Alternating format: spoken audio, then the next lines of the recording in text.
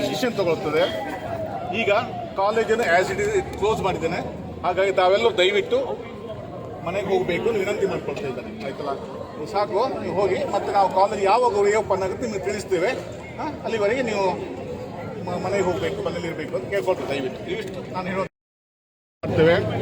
Management ಒಂದು decision ತಗೊಳ್ತದೆ. ಈಗ ಕಾಲೇಜನ್ನು ಆ್ಯಸ್ ಇಟ್ ಇಸ್ ಕ್ಲೋಸ್ ಮಾಡಿದ್ದೇನೆ. ಹಾಗಾಗಿ ತಾವೆಲ್ಲರೂ ದಯವಿಟ್ಟು ಮನೆಗೆ. You know that MGM College is a healthy campus. Our students are good. Something went wrong in this issue. It will be all right.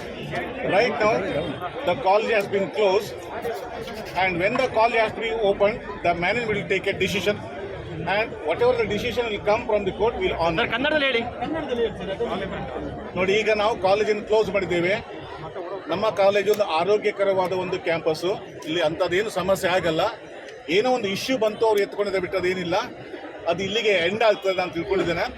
ಈಗ ಕಾಲೇಜ್ ಕ್ಲೋಸ್ ಮಾಡಿದ್ದೇವೆ. ಮುಂದೆ ಯಾವಾಗ ಕಾಲೇಜ್ ಓಪನ್ ಮಾಡಿದ್ರೆ ನಮ್ಮ ಮ್ಯಾನೇಜ್ಮೆಂಟ್ ಒಂದು ಸೂಕ್ತವಾದ ಕ್ರಮ ತಗೊಳ್ತದೆ.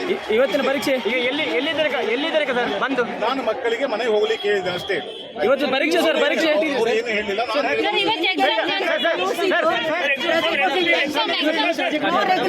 ಮಧ್ಯಾಹ್ನದಿಂದ